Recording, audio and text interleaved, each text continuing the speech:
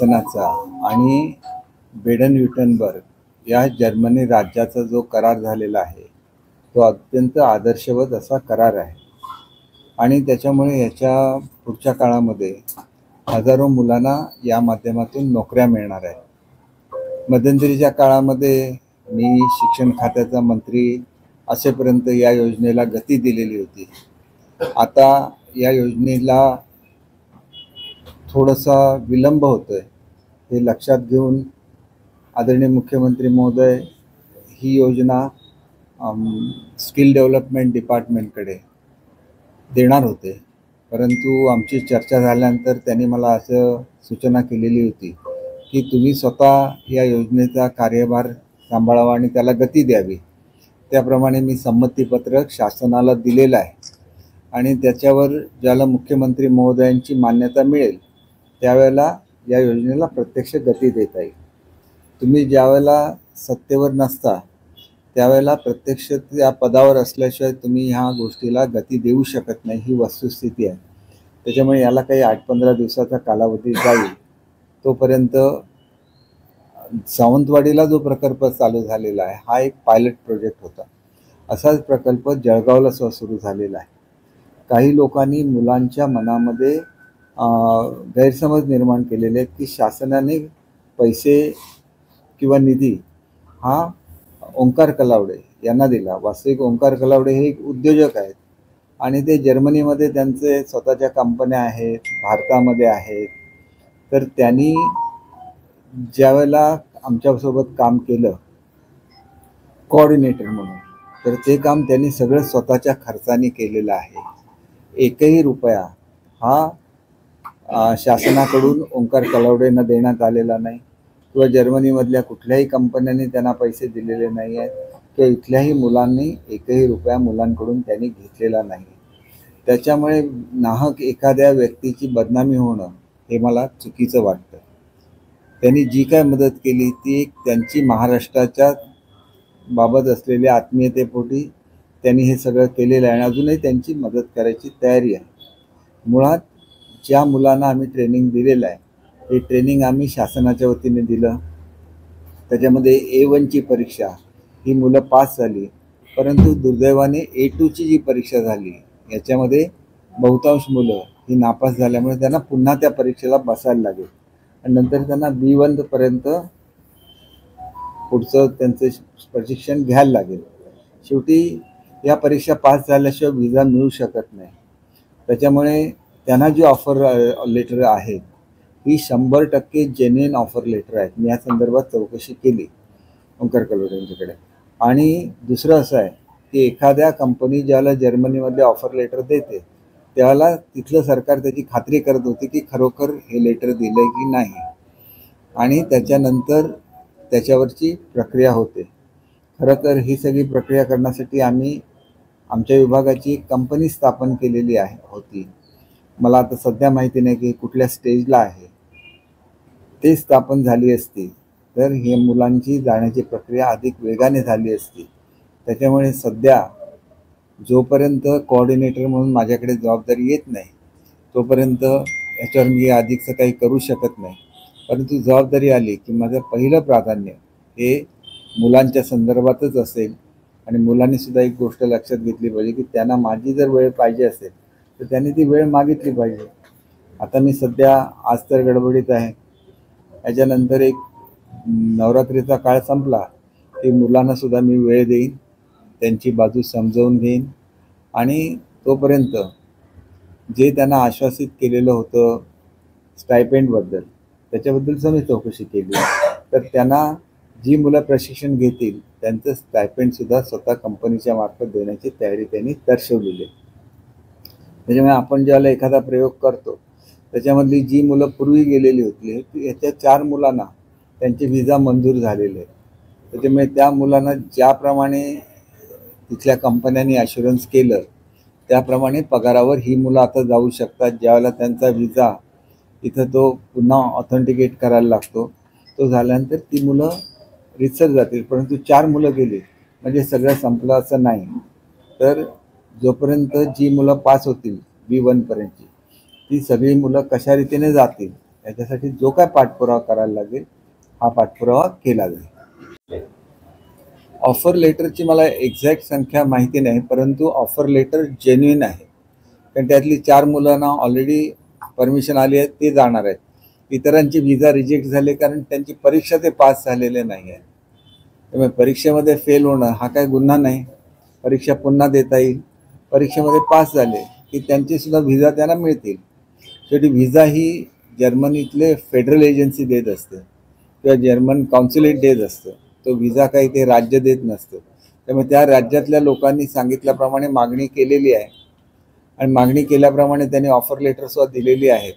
परंतु त्यांचं जे मिनिमम क्वालिफिकेशन असतं व्हिजाला त्याचं कॉम्प्लायन्स करायला लागतं. जे लोक ग्रॅज्युएट आहेत म्हणजे जे इंजिनियर आहेत त्यांना ही अट नसल्यामुळे अशा मुलांचे व्हिजा झालेले आहेत आणि ती मुलं ते रीतसर नोकरीला लागणार आहेत. सिंधुदुर्ग जिल्ह्यातून साधारणतः किती मुलं जाणार आहेत? नाही, मला वाटतं साधारण 90च्या आसपास लोक आहेत. 90-92 मुलं असतील. आणि आता जो काही चर्चा झाली त्याप्रमाणे ज्या नर्सिंगच्या मुली आहेत यांना तिथली त्यांनी एजन्सी नेमलेली आहे. त्या एजन्सीच्या मार्फत जातील. इतर मुलांना जनरल कॅटेगरीमधून जायला लागेल. आणि वैभव नाईक यांनी काही मुलांसह जिल्ह्यात 92 मुलांची फसवणूक केली शासनाने म्हणून. फसवणूक कशी? हे बघा, फसवणुकीचा प्रश्न उद्भवत नाही. नियुक्तीपत्र जर खोटं असेल तर मग फसवणुकीचा प्रश्न येतो. व्हिजा हा शेवटी मिळायला लागतो. व्हिजा मिळवण्यासाठी परीक्षा पास व्हायला लागणार. हे मुलांना माहिती नव्हतं का? सगळ्यांना माहिती होतं. सगळी मुलं परीक्षेला बसलेली आहेत, पास होऊ शकले नाहीत. ही दुर्दैवाची बाब आहे. पास पुढच्या सेकंड अटेम्प्टला ते पास होऊ शकतात. झाल्यानंतर ते जाणार आहेत. प्रश्न असा असतो की पास करणं न करणं हे आमच्या हातामध्ये नाही. तो परीक्षेचा रिझल्ट आहे. तो परीक्षेचा रिझल्ट ह्या खेपेला थोडा कठीण लागला, पुढच्या खेपेला ती मुलं पास होऊ शकतील. तरी पण त्यांच्या काही डिफिकल्टीज असतील. त्यांनी मला म्हटले की तुम्ही वेळ द्या. मी 100% त्यांना वेळ देईल.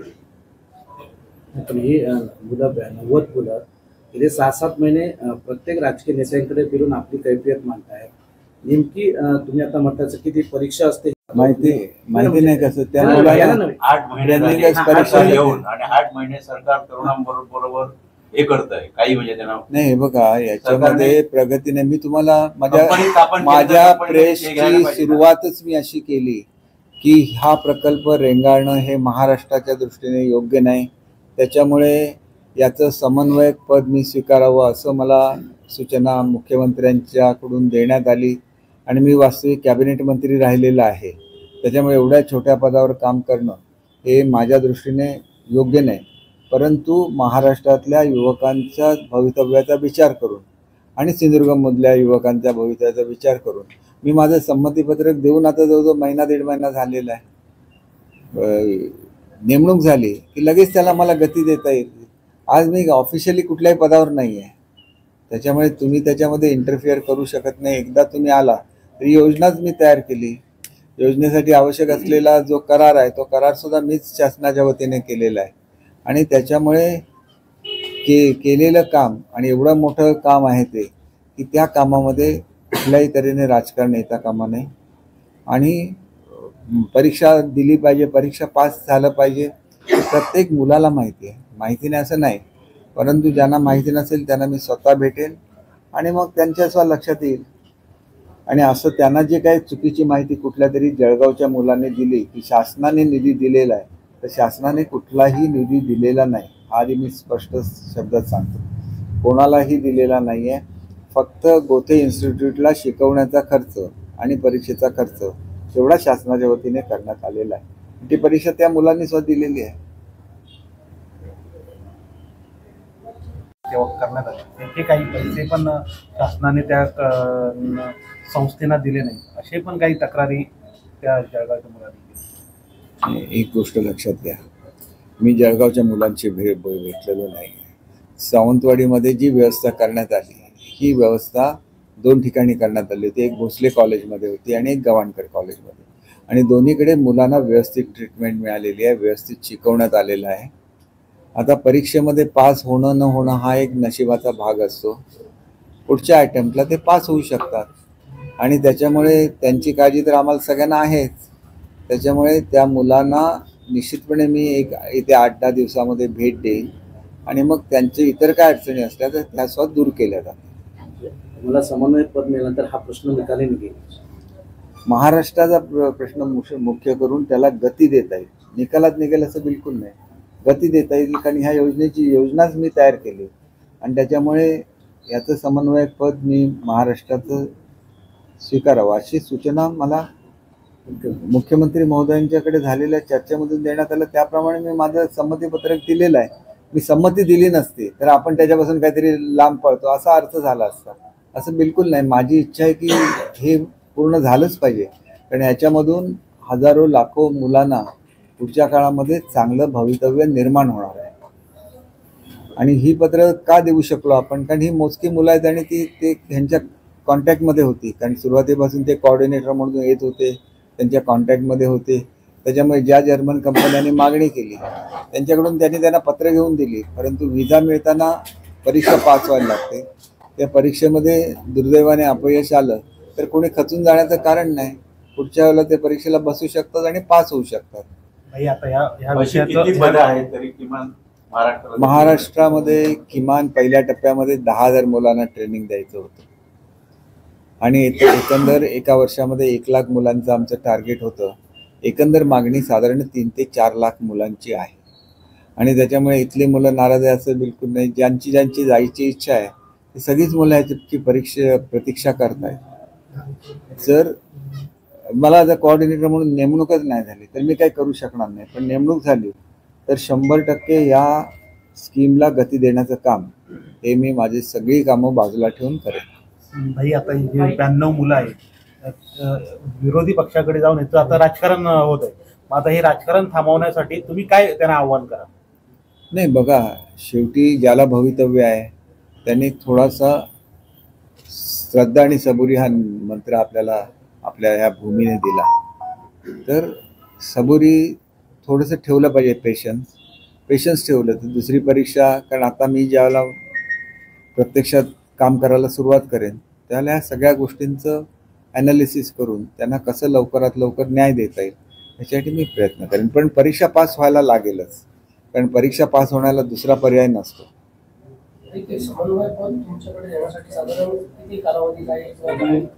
मी आता कसं सांगू शकतो? ते मुख्यमंत्री साहेबांच्या कडे ही फाईल शिक्षण विभागाकडून गेलेली आहे. आता त्याला प्रोसेस आहे, वेगवेगळ्या ह्याच्यातून ती माध्यमातून जाते. शेवटी मुख्यमंत्री साहेबांकडे पोचली आणि त्यांची सही झाल्यानंतरच प्रत्यक्षात मला ह्या योजनेला गती देता येईल. साहेब, त्या मुलांचा जो दोष आहे आताच्या शासनावर आहे. आपल्या काळात चांगलं काम झालं, आम्ही इथे बघितलंय, पण आत्ताचे मराठी भाषा मंत्री पण आपल्याच पक्षाचे आहेत आणि शिक्षण मंत्री पण आपल्याच पक्षाचे आहेत. तर ते कुठेतरी समन्वय साधण्यात कमी पडले का? नाही, ते कमी पडलेले नाहीत. शिक्षण मंत्र्यांकडून प्रस्ताव गेलेला आहे.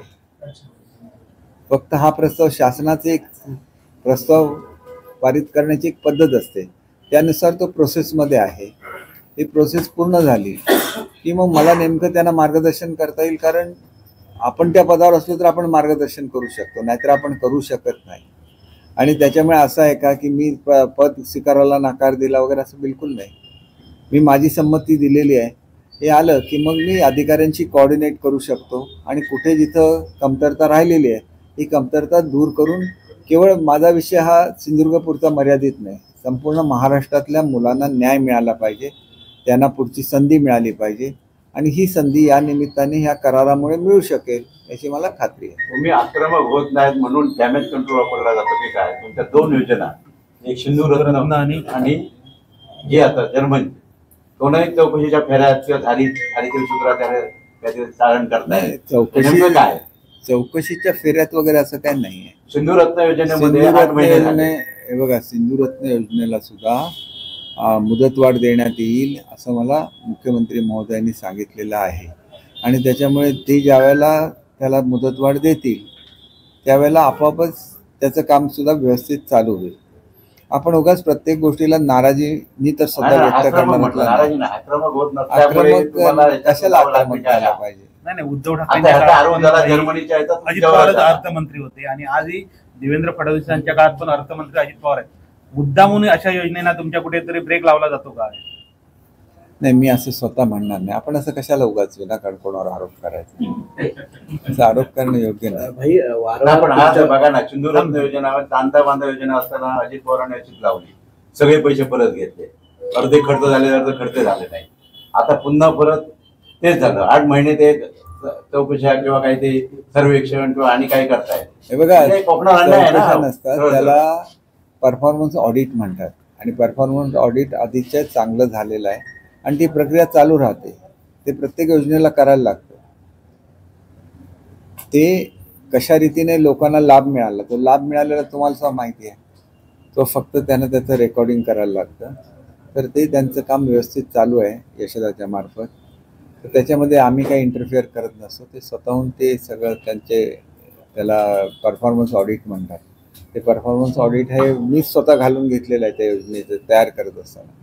कारण त्याच्यामुळे पुढची आपल्याला एक दिशा मिळते आणि दिशा मिळत असताना यशदासारखी चांगली संस्था सोबत असली तर ती योजना अधिक चांगल्या रीतीने चालू शकते. हा प्रकल्प रेंगाळणं महाराष्ट्राच्या दृष्टीने बरोबर नाही असं तुम्ही म्हणताय. तर मुख्यमंत्र्यांना पुन्हा एकदा तुम्ही या संदर्भात लक्ष वेधणार का किंवा त्यांच्याकडे 100% मी वेदेन.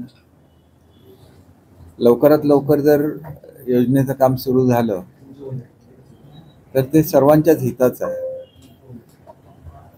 भाई तुम्ही मतदारसंघात किंवा सिंधुदुर्ग जिल्ह्यात मंत्री होता, पालकमंत्री, तेव्हापासून ते आजपर्यंत शिक्षण मंत्री असेपर्यंत चांगल्या योजनांना पर्यटनदृष्ट्या, शैक्षणिकदृष्ट्या सगळ्या, परंतु त्या प्रत्यक्षात उतरत नाही अशी विरोधक किंवा तुमच्या सत्ताधारी म्हणतात. नेमकं कुठे हे घडू अडतंय की का होत नाही किंवा का त्याचं नेमकं काय नाही, ते तुम्ही त्याचं बऱ्याचशा योजना ऑलरेडी झालेल्या आहेत. आता सिंधुरत्न योजनेची अंमलबजावणी झाली ना, सगळीकडे तुम्ही बघितलं की अनेक महिला काम करतायत, शेतकरी काम करतात या योजनेमध्ये.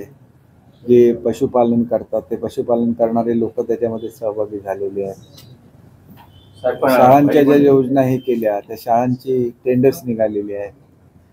आताच मी ह्याच्यात गेलो होतो RPD हायस्कूलमध्ये विक्रांत सावंत यांचं अभिनंदन करायला. तिथले शिक्षक मला भेटले. त्यांचा 40% प्रस्ताव होता, तो मंजूर झाल्याबद्दल त्यांनी माझे आभार मानले. हे सातत्याने घडत असतं. तर आपण काम करत राहायचं, अशी नाराजी वगैरे व्यक्त करायची नसते. मला असं वाटतं की जे काम मला दिलं आणि जे मी केलं ते प्रत्यक्षामध्ये आलेलं आहे. मराठी भाषा भवन उभं राहतं आहे. मराठी भाषेला अभिजात भाषेचा दर्जा प्राप्त झालेला आहे. मराठी भाषेचं धोरण हे तर प्रसिद्ध झालेलं आहे. म्हणजे अर्धवट काय आहे नेमकं, प्रत्येक गोष्ट होते आणि होत चालू आहे.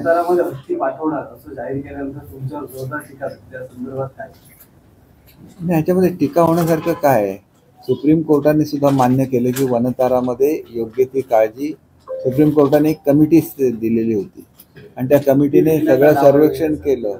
हत्ती विकण्याचा डाव आहे. हत्ती विकला कुठे जातो?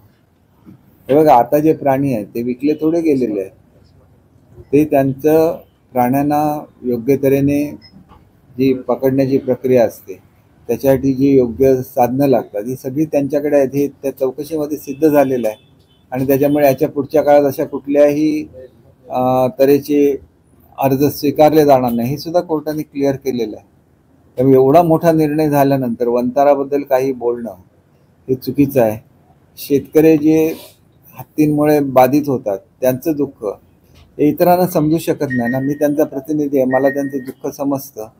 त्याच्यामुळे अधिक आमच्या शेतकऱ्यांना दुःख होऊ नये, नाहीतर मला काय हत्तींचा पर्यटनासाठी वापर होतो म्हणून मी त्यांना इथं स्वतः ठेवण्याचा संदर्भात बोललो असतो. परंतु आमच्याकडे ती यंत्रणा नाही आहे दुर्दैवाने त्या हत्तींना हँडल करण्यासाठी, आणि ती यंत्रणा सुदैवाने त्यांच्याकडे आहे आणि त्याच्यामुळे हत्ती तिथं सुरक्षित राहू शकतील असं मला वाटतं. आणि ओंकार हत्ती हा गोव्यात गेलेला आहे आणि गोवा सरकारने अशी भूमिका घेतली आहे की त्या हत्तीला आम्ही कर्नाटकच्या वतीने त्याला पुन्हा पाठवून देऊ, पण वन तारामध्ये आम्ही पाठवणार नाही अशी गोवा सरकारने भूमिका घेतलेली आहे. गोवा सरकारने भूमिका घेतली तर त्यांनी त्याला हत्तीला ठेवावं ना आपल्याकडे. माझं कुठे त्याला हे आहे? आमच्या शेतकऱ्यांना फक्त त्रास होऊ नये एवढीच माझी भूमिका आहे. मी असं थोडंच म्हटलं की वनताराकडेच पाहिजे. उद्या जर तो हत्ती ह्याला पाहिजे गोवा राज्याला, गोवा राज्याने अवश्य ठेवावं तो. कर्नाटकामधले जे चीफ कन्झर्वेटर ऑफ फॉरेस्ट आहेत त्यांच्याशी सुद्धा माझी चर्चा झालेली आहे. कर्नाटकने त्यांना परत घेण्याची कुठलीही तयारी दाखवलेली नाही. आपण जो प्रस्ताव पाठवला होता महाराष्ट्र शासनाने, तो प्रस्ताव कर्नाटकाने मान्य केलेला नाही आहे. त्यामुळे गोव्याने तसा प्रस्ताव पाठवला तरी त्याचा आनंद आहे. कुठूनही आमच्या शेतकऱ्यांच्या पिकाचं रक्षण व्हावं याच्या पलीकडे आपली काय भूमिका नाही. आपण हत्तीच्या विरोधात थोडेच आहोत. महाराष्ट्रामध्ये अतिवृष्टी आणि पुरामुळे केंद्राकडून पंजाबला तात्काळ मदत जाहीर केलेली आहे, मात्र महाराष्ट्राकडे दुर्लक्ष केल्याचा आरोप विरोधक करतात. नाही बघा, ज्यावेळेला त्यांचं पथक येतं आणि ते पथक आल्यानंतर मदत जाहीर होते, त्याप्रमाणे केंद्राचं पथक आल्यानंतर महाराष्ट्राची मदत सुद्धा जाहीर होणार. अगोदरच बोलण्यामध्ये काय अर्थ आहे? सगळ्या राज्यांची मदत आपल्याच राज्यामध्ये फक्त चालू व्हायचं नाही. दिल्लीमध्ये सुद्धा पूर आलेले आहेत, राजस्थानमध्ये पूर आलेले आहे. त्याच्यामुळे क्रमाक्रमाने प्रत्येक राज्याला केंद्राची मदत मिळणार, तशी ती महाराष्ट्राला सुद्धा मिळणार. त्याच्यामध्ये कोणी आपल्या मनामध्ये संशय बाळगण्याचं कारण नाही, कारण आमच्याकडे अजून अतिवृष्टी चालू आहे. त्याच्यामुळे नेमका किती नुकसान झालं याचा अंदाज आताच्या स्टेजला येऊ शकत नाही. तो ज्यावेळेला पंचनामे होतील, मग ते ड्रोनद्वारे असेल किंवा कसे असतील, ते झाल्यानंतर ह्याचा एक्झॅक्ट आकडा कळणार आणि त्याच्यानंतर केंद्र सुद्धा आमच्या राज्याला मदत करेल. मराठवाड्याचा दौरा जो मुख्यमंत्री आणि उपमुख्यमंत्र्यांनी केला तो भास होता, ढोंगीपणा होता, असं संजय राऊत म्हणतात. संजय राऊत काही बोलतात, आता दिवसभर बोलायला त्यांना काहीतरी विषय पाहिजेत ना. विषय नाही म्हणून काही आरोप करत बसायचे. याच्या पलीकडे संजय राऊतांचं महाराष्ट्राच्या दृष्टीने काय महत्व आहे? एखादा विषय त्यांनी आणला आणि त्याच्यामुळे महाराष्ट्राचा फायदा झाला असं मला तुम्ही एक विषय दाखवा. टीका करायची, टीकेमधून काही होत नाही. काम करायचं असेल तर काही पॉझिटिव्ह सूचना करायला लागतात आणि त्या त्यांनी पॉझिटिव्ह सूचना केल्या तर आम्ही त्याचं स्वागत करू. आम्ही कुठलाही मनुष्य आपल्या विरोधात आहे म्हणून आम्ही त्याच्याकडे बघत नाही, तर केलेली टीकासुद्धा सकारात्मक दृष्ट्या घेऊन अधिकचं काम करत आमचं सरकार काम करत असतं. त्यामुळे रोज उठल्यानंतर काय विषय असू शकतो, त्याच्यामुळे असे काहीतरी विषय काढले जातात. तर ह्या विषयांमध्ये मला स्वतःला वाटत नाही की आज संपूर्ण राज्यातली यंत्रणा ही पुराला तोंड देते. अशा वेळेला त्यांचं मनोबल वाढवणं हे अधिक चांगलं आणि श्रेयस्कर आहे असं मला स्वतःला वाटतं. मंत्री आणि आमदार नालायक असतील तर त्यांच्या सर्व गोष्टी बाहेर काढल्या पाहिजेत असं विधान जे आहे ते वनमंत्री आणि पालघरचे पालकमंत्री गणेश नाईक यांनी आज केलं. बघा, आता प्रत्येक जण काय विधान करतात त्याच्यावर मी स्वतः उत्तर देणं हे काय योग्य आहे असं मला स्वतःला वाटत नाही. त्यांनी कुठल्या कॉन्टेक्स्टमध्ये बोलले, कोणाला उद्देशून बोलले मला काहीच माहिती नाही आहे. माहिती असतं तर मी त्याचं उत्तर दिलं असतं, कारण माझी स्वतः वनमंत्र्यांचे अतिशय चांगले संबंध आहेत. तुमची जर इच्छा असेल तर मी गेल्यानंतर विचारेन त्यांना. हिंदू समाजाने दांडिया खेळणं म्हणजे तो आपला हाणगेपणा आहे असं जे विधान आहे ते संभाजी भिडे यांनी एका कार्यक्रमामध्ये केलं. नाही बघा, प्रत्येक जण काय बोललो याच्यावर मी उत्तर देणं योग्य असतं. संभाजी भिडे हे एक ज्येष्ठ व्यक्तिमत्व आहे, तर ते काय बोलले आणि कुठल्या संदर्भात बोलले हे मला सांगता येणार नाही आणि त्याच्यावर याच्यावर काही बोलणं हे मी योग्य समजत नाही. सर्व शेतकऱ्यांच्या डोक्यावरची कर्जमाफी करावी असं जयंत पाटील म्हणतात. कर्जमाफी ही एक प्रक्रिया आहे आणि महाराष्ट्रामध्ये पूर्वी सुद्धा ती झालेली आहे. सध्याच्या परिस्थितीमध्ये पिकाचं जे नुकसान झालं त्याची नुकसान भरपाई शेतकऱ्यांना मिळणं आवश्यक आहे आणि ती 100% आमचं शासन शेतकऱ्यांना मिळवून देणार. राज्यात सिंधुदुर्ग जिल्ह्यात प्रत्येक पावले खड्डे आहेत. पावसामुळे आज कालच एक कुडाळकर म्हणून महिला गेली, सावंतवाडीमध्ये 2-4 गेले, लोक खड्ड्यामुळे जखमी झाले. खड्ड्याची परिस्थिती अत्यंत, रस्त्याची स्थिती वाईट आहे म्हणजे पूर्ण जिल्ह्यात आणि सावंतवाडी मतदारसंघात तर त्याहूनही सावंतवाडी शहरातल्या प्रत्येक ठिकाणी खड्डे आहेत. पालिका प्रशासनाकडे कोणीच म्हणजे रस्त्याकडे बघत नाही. वाईट काय भाई, ओरोसमध्ये परवा खड्ड्यात एक महिलेचा मृत्यू झाला. जिल्ह्याच्या ठिकाणी जशी परिस्थिती असेल तर काय आणि कोणच लक्ष नाही म्हणजे या खड्ड्यांकडे न तर दुसऱ्या विषयांकडे लक्ष दिलं जातं. म्हणजे खड्ड्यांकडे काही बघितलंच जात नाही. नाही, मला एक सांगा, म्हणजे मी आता जर आल्यानंतर मतदारसंघात फिरत असतो, कम्पॅरेटिव्हली कुठल्या ह्याच्यापेक्षा सावंतवाडीची परिस्थिती खूप चांगली आहे. तुम्ही सुद्धा कबूल करा. मला विचारायचा म्हणून प्रश्न शहरामधल्या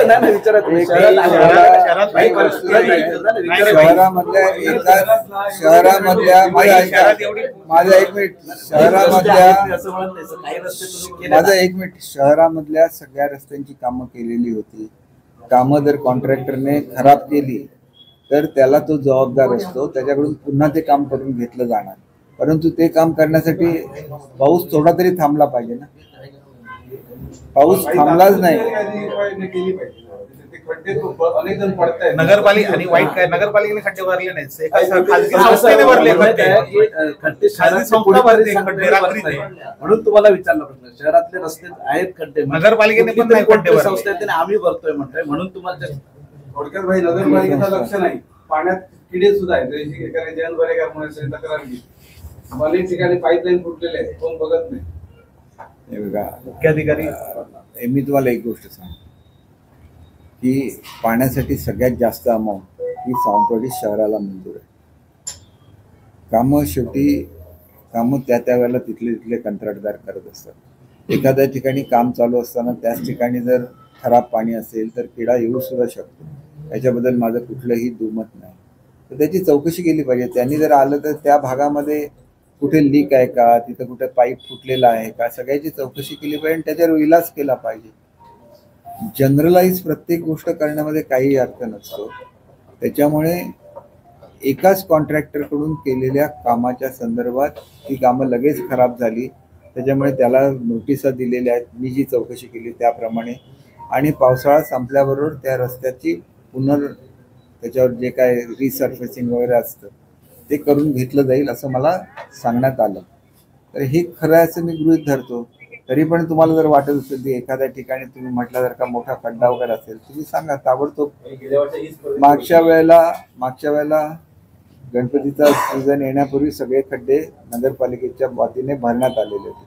पावसाचं प्रमाण किती आहे हे तुम्ही लक्षात घ्या आणि नंतर बोलणं हे अधिकच योग्य होईल. हायवेवर सुद्धा तेवढ्या क्षमतेने असतं त्याचं डांबरीकरण वगैरे, पण पावसाचं प्रमाणच एवढं प्रचंड आहे की हायवेवर सुद्धा आता मी आलो त्यावेळेला तिथं खड्डे भरायचं काम चालू होतं. खड्डे पडतायत कारण पाऊस सुद्धा तेवढाच प्रचंड झालेला आहे. वारंवार खड्डे पाडणारा ठेकेदार शोधून काढणार का सावंतवाडी शहरात वारंवार? त्याला मागच्या वर्षी तेच झालंय आणि त्याला परत काम देतं, तोच काम करतो. मी चौकशी करतो ना, मी जाते कधी कॉन्ट्रॅक्टर वगैरे बघायला जातो. आता तुम्ही शोधणार का वारंवार? मी शोध घेणार नाही, निश्चित शोध. आणि अशा याला ब्लॅकलिस्ट करायला सांगेन. पण भाई पालकमंत्र्यांनी जिल्ह्यात अवैध धंद्यांच्या विरोधात एक मोठी भूमिका घेतलेली दिसते, पण अंमली पदार्थ आहेत ते जिल्ह्यात विविध मार्गाने येताना दिसत आहेत, तरुण पिढी बर्बाद होताना दिसते.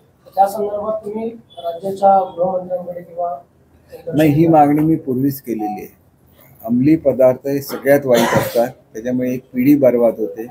तर ह्याच्यावर कारवाई करावी अशी तर मागणी केली आणि मी स्वतः SP-शी सुद्धा बोललेलो आहे. त्यानंतर मी स्थानिक PI-शी बोललेलो आहे. आणि पहिली प्रायोरिटी ही अंमली पदार्थांच्या कशा प्रकारे येणार नाहीत याच्यासाठीच आपल्याला कारवाई करायला लागेल. आणि ती कारवाई झाली तर आपली पुढची पिढी या व्यसनाधीन होणार नाही हे निश्चित आहे. शिंदेच्या शिवसेनेकडून धाराशिवमध्ये शेतकऱ्यांना जाहिरात करण्यात आली होती, त्यामुळे शेतकऱ्यांनी नाराज होऊन ती मदत नाकारली आहे, यावर आपली प्रतिक्रिया? हे बघा, मी तुम्हाला एकच गोष्ट सांगतो, प्रत्येक ठिकाणी नाकारलं जात नाही. एखादा दुसऱ्या पक्षाचा स्वमनुष्य असतो ना, तो दाखवण्यासाठी म्हणून नाकारून ते टीव्हीवर बातमी देऊ शकतो. म्हणजे मदत देणं चुकीचं आहे का? तर मदत देणं चुकीचं नाही. मदत झाली पाहिजे. त्याच्यामध्ये सुद्धा मदत मिळूनही त्याच्यावर राजकारण करणारे लोक असतात, कारण त्यांना ते राजकारण करण्यामध्ये सुख मिळत असतं मदत मिळण्यापेक्षा. तर त्यांना आपण उदाहरण म्हणून त्यांच्याकडे बघता कामा नये. मदत आपण सातत्याने करत राहिली पाहिजे आणि मदतीचा फायदा हा जे लोक दुःखी झालेले आहेत त्यांना झाला पाहिजे. हेच सगळ्यात योग्य आणि त्याला सोल्युशन आहे असं मला स्वतःला वाटतं. तुम्ही मदतीचे किती ट्रक गेले ते बघा, तुम्ही ते टीव्हीवर बघितलेलं असेल. म्हणजे काही 100च्या संख्येमध्ये ते ट्रक्स होते, म्हणजे ते टेम्पो ट्रॅव्हलर वेगवेगळ्या भागामध्ये गेल्या. भाई, सिंधुदुर्ग जिल्ह्यात एकला चलोच्या दृष्टीने कामाला सुरुवातही केली. तुमच्या पक्षाची काय रणनीती आहे? हे बघा, आम्हाला वरून आदेश आहे की युतीमध्ये सगळ्या इलेक्शन करायचे आहेत. आम्ही त्या दृष्टीने प्रत्येकच पक्ष आपापली तयारी करत असतो, परंतु आमची भूमिका युतीमध्ये सर्व निवडणुका लढवणं हीच आमची पक्षाने आम्हाला ठरवून दिलेली कार्यपद्धती आहे. आणि योग्य वेळेला एकत्र बसून त्याच्यावर निर्णय होईल याची मला खात्री आहे. भाई, पालकमंत्री नितेश राणे यांनी मटका अड्ड्यावर धाड टाकल्यानंतर कागदावरचा मटका बंद झालेला आहे आणि मोठ्या प्रमाणावरती आता मोबाईलवरून व्हॉट्सअपद्वारे मटका चालू झालेला आहे, ऑनलाईन मटका. तुम्ही माहिती माझ्यापेक्षा पोलिसांना द्या ना.